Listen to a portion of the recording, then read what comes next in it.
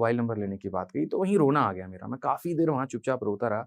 लेकिन डर ये भी था कि जब तक ये पैम्फलेट खत्म नहीं होंगे, मुझे गाड़ी आएगी नहीं और मुझे पिक करके वापस दिल्ली लेके जाएगी नहीं। एक अनजान से शहर में, एक अनजान से जगह पर मैं फँसा पड़ा हूँ, मुझे समझ में नहीं आ रहा था।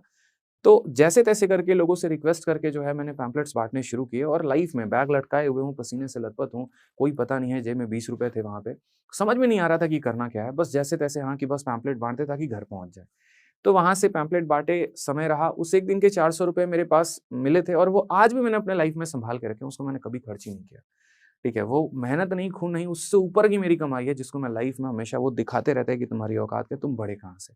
और इसको मैं हमेशा मानते रहता हूँ। फिर उसके बाद जब ग्रेजुएशन कंप्लीट हो गई तो सोचा कि अब आगे क्या करें? क्या हमें आईआईटी की तैयारी करनी चाहिए? मेडिकल की तैयारी मतलब आईआईटी जैम क्लियर करके हम एमएससी करें, क्या करें?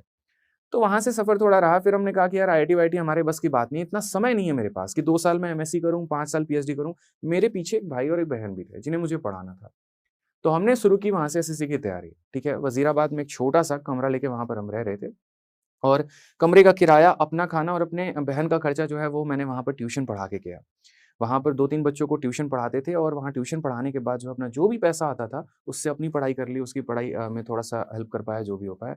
भाई तब तक मेरा उतना पढ़ने में स्टेबल नहीं हो पाया था क्योंकि हम लोग उसके लिए उतना अरेंज नहीं कर पा रहे थे, पैसे हमारे पास नहीं थे, ठीक है?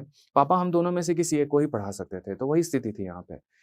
तो ठीक है, थोड़ा-थोड़ा सफ़र आगे बढ़ता चला गया, वहाँ से हमने पढ़ाई की। ज़िंदगी में बहुत सारी घटनाएँ हुई, कई बार मतलब एक तरीके से इंसान बिखरा भी असफलताओं के कारण।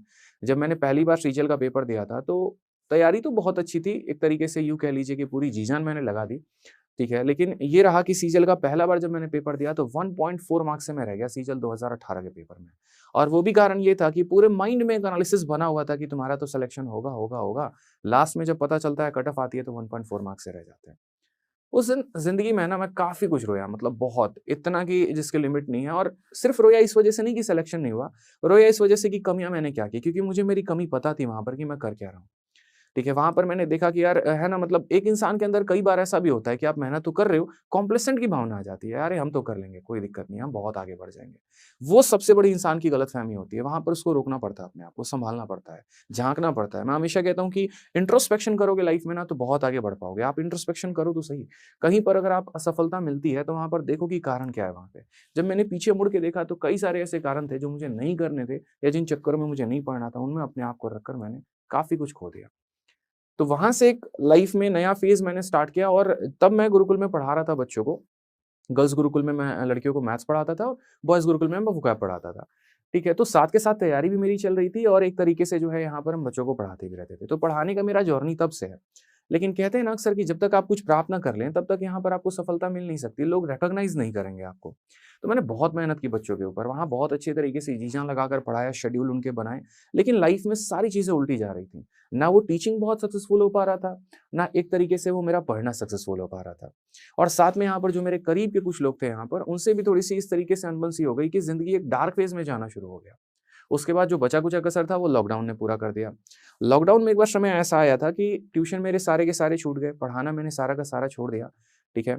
अब मेरे पास पैसे नहीं है वहाँ पे, ठीक है। और जब मैं देख रहा हूँ लोगों को यहाँ पर कि वो रोड पे पैदल निकल रहे हैं, मतलब उस समय सिचुएशन ऐसी थी कि पैदल-पैदल लोग बिहार के लिए निकल जा रहे हैं। तो कई बार मन में ऐसी भावना भी आई कि हम भी एक काम करते हैं, पैदल निकल जाते हैं, कहीं पर कुछ खा लेंगे, ज़िंदा रहे तो घर तक पहुँच ही जाएँगे, कोई दिक्कत की बात नहीं है।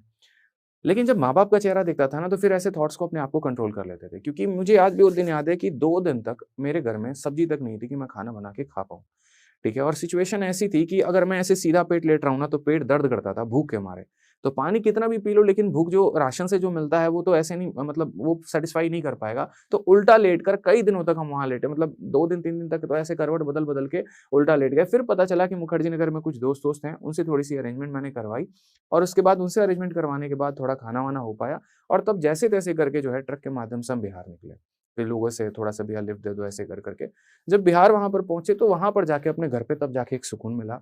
वहाँ पर अपनी माइंडसेट की कि अब आज के बाद पढ़ाना और सारी चीज़ें खत्म करो। यहीं पर अपने गाँव में थोड़ी बहुत खेती कर लेंगे और खेती करने के साथ-साथ अपनी पढ़ाई कर लेंगे। तो रोज़ 2-3 घंटे मेरा खेतों में आराम से निकल जाता था। ट्रैक्टर चला के अपना खेत जोतना हो गया और बाकी मतलब एक तरीके से मतलब मेरा छोटा-सा एक मेरे चाचा का दुकान भी था, तो उसमें मैं बैठ के दवा-ववा भी बेचता था एक तरीके से, जो खेतों में दवा का छिड़काव करते हैं। 4 घंटे वो काम करने के बाद, तब उसके बाद हम वहाँ पर घर पे बैठ के अपना पढ़ाई करते थे और जो मॉक टेस्ट हो गया, जो बाकी चीज़ हो गई, वो हम वहाँ से देना शुरू किए अपने लाइफ़ में।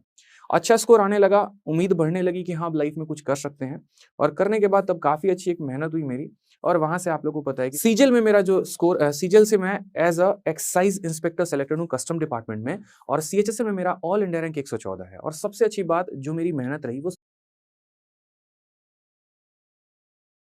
हर सामान सस्ता भी और 4 स्टेप क्वालिटी चेक भी। Amazon फ्रेश से ग्रोसरी लाओ, नहीं तो महंगा। वो सिर्फ एक सब्जेक्ट पर नहीं रहा। आज बेशक मैं मैथ्स पढ़ाता हूँ, लेकिन मेरे हर एक सब्जेक्ट में बहुत ही बेहतरीन कमांड रहे। सीजीएल में हो गया, सीएचएसएल हो गया, सीपी हो गया, कभी भी मैं आज तक मैंने किसी भी पेपर का प्री दिया है, उस हर पेपर के प्री में मैथ्स में 50 में 50, इंग्लिश में 50 में 50, रीजनिंग में 50 में 50 रहा है। तो एक परफेक्शन वहाँ हासिल की। मुझे हमेशा ऐसा लगता था कि जब तक तुम्हारा सिलेबस कंप्लीट नहीं हो जाएगा, जब तक तुम बढ़िया तरीके से अपने सारे क्वेश्चंस को आप एक तरीके से कंप्लीट नहीं कर लेते हैं, जो रिक्वायरमेंट है, आप तब तक एक अच्छा रैंक और एक अच्छा सिलेक्शन नहीं ले पाएँगे। ये लाइफ में सीखने के बाद इसके ऊपर काम किया और रिजल्ट आप लोगों के सामने है। फिर यहाँ पर जो है ना, कई सारे लोगों को ये जिज्ञासा होती है कि सर टीचिंग का जर्नी आपके अंदर कैसे शुरू हुआ? तो देखो, मैं शुरू से बचपन से होम ट्यूशन पढ़ा रहा था। बचपन से इन द सेंस कि जब मैं 8वीं क्लास से था, तभी से मैंने होम ट्यूशन्स पढ़ाने शुरू कर दिया। 8वीं में था तो 7वीं के बच्चों को पढ़ा लिया, 10वीं में था तो 9वीं के बच्चों को पढ़ा लिया। इस तरीके से करके यहाँ पर मतलब हमेशा एक लोअर क्लास के बच्चों को मैं ट्यूशन देते रहता था। उसी तरीके से यहाँ पर उत्तम नगर में भी जब मैं पहली बार आया था, तभी वहाँ पर दिल्ली में मैंने होम ट्यूशन्स पढ़ाने शुरू किए थे और यकीन मानिए उस समय ₹5 मेरा उत्तम नगर वेस्ट से उत्तम नगर ईस्ट जाने का किराया होता था। लेकिन उस ₹5 को बचाने के चक्कर में मैं पैदल चलता था कि कितना हम सेव कर पाएँ। पढ़ाना भी खुद था, एक छोटा-सा ₹2200 का कमरा ले रखा था, उसमें मैं और मेरे दोस्त रहते थे, उस कमरे में रहते भी थे, उसी में हम पढ़ते भी थे, उसी में हम खाना भी बना के खाते थे। और 3 साल तक ऐसे जीवन के अपने गुज़ारे, वहीं पर होम ट्यूशन से पढ़ा-पढ़ा के जो पैसे आते थे, कॉलेज का फीस भरना है, बाकी चीज़ें करनी है। इसी तरीके से एसएससी में भी मैंने छोटी-सी शुरुआत की थी गुरुकुल से और उसके बाद पढ़ाते-पढ़ाते बच्चों को कांसेप्ट पसंद आने लगे, तरीका पसंद आने लगा यहाँ पर। तो हमने कहा कि जब तक हमारा रिज़ल्ट नहीं आता तब तक ऑनलाइन में भी हम एक बार ट्राई करते हैं, बच्चों को पढ़ाते हैं, अपना वो नॉलेज शेयर करते हैं। क्योंकि मेरा हमेशा से शुरू रहा कि यार देखो, इन परेशानियों से मतलब मैं यहाँ पर गुज़र के आया हूँ, क्या पता कोई और भी भारत में ऐसा बच्चा हो जिसके पास जो है पैसे ना हो पढ़ने के लिए। अब जब उसके पास पैसे ना हो पढ़ने के लिए तो वो कैसे करेगा यहाँ पर? क्योंकि अधिकतर उस समय जो एक हुआ था ना, जो ट्रेंड था ना, वो ये था कि मेरा पेड कोर्स ले लो तो सिलेक्शन हो जाएगा, फलाने जगह का ईयरली सब्सक्रिप्शन ले लो तो सिलेक्शन हो जाएगा। वो मुझे थोड़ा-सा बहुत हर्ट कर रहा था क्योंकि मुझे भी पता है ₹150 का मॉक टेस्ट आता था महीने का, लेकिन भाई वो ₹150 भी नहीं होते हैं कि हम एक मॉक टेस्ट परचेज़ कर पाएँ। उसके अभाव में क्या होता है कि हमारी तैयारी आधी अधूरी सी रह जाती है। तो फिर वहाँ से एक तरीका मैंने शुरू किया। मैंने कहा कि यार कोई फ़र्क नहीं पड़ता आगे चल के क्या बनेंगे, जब सिलेक्शन आएगा तब का तब देखेंगे, जब जॉइनिंग आएगी तब का तब देखेंगे, तब तक एक काम करते हैं, बच्चों को पढ़ाना शुरू करते हैं।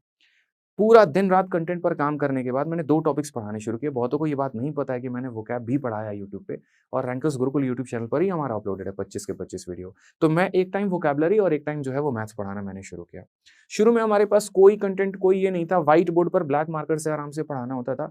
मतलब टाइपिस्ट भी मैं ही हूँ, कंटेंट डेवलपर भी मैं ही हूँ, थंबनेल मेकर भी मैं ही हूँ, सोशल मीडिया मैनेजर भी मैं ही हूँ। पूरा दिन पढ़ाने के बाद रात को जाके बच्चों के कमेंट देखता था मैं। कि वो कमेंट करते क्या हैं। उस चीज़ ने मुझे लाइफ़ में बहुत सीख दी। लोग कहते हैं ना कि आज आप 2 सालों में इतने बड़े जो है मतलब एजुकेटर कैसे बन गए? क्योंकि मैंने बच्चों के नर्व्स को समझा। मैंने जाना कि वो चाहते क्या हैं। पहले पढ़ाते थे, पढ़ाने के लिए सारा कंटेंट पहले देखते थे कि उनको आज के समय क्या देना है। क्या मैं भी वहीं आकर पढ़ाऊँ वो ज़हर सवाल, वो खतरनाक सवाल या वो टफ़ जिससे बच्चे को मैं डरा दूँ और अपनी मार्केट बना दूँ?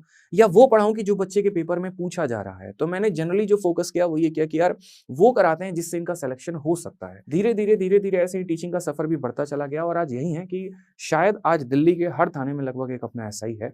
ठीक है, अपने स्टूडेंट सेलेक्टेड हैं यहाँ पे, बहुत अच्छा लगता है। ठीक है और लगभग मैं अगर अभी बात करूँ तो अभी फ़ोन पे बात ये इंटरव्यू होने के पहले ही अभी हम बात मतलब हमारी वीडियो कॉल पर बात चल रही थी ऑल इंडिया रैंक 7 से और वो भी सीजल 2021 में।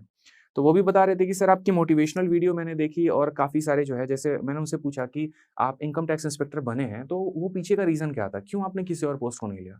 तो एक लाइन वो कह रहे थे कि सर आप मतलब काफ़ी सारे आपने पोस्ट डिटेल के वीडियो बनाए थे, तो उसमें मुझे जो सबसे स्पार्किंग लगा वो इनकम टैक्स इंस्पेक्टर का लगा और जब-जब मैं डिमोटिवेटेड होता था, मैं बार-बार उस वीडियो को प्ले करता था, मैं बार-बार उसको देखता था, उससे मुझे और एनर्जी मिलती थी। अपनी उम्र से कई गुना ज़्यादा इंसान बड़ा तब हो जाता है, जब वो अपनी मतलब एक छोटी-सी एज में वो ज़िम्मेदारी सँभालना सीख जाता है।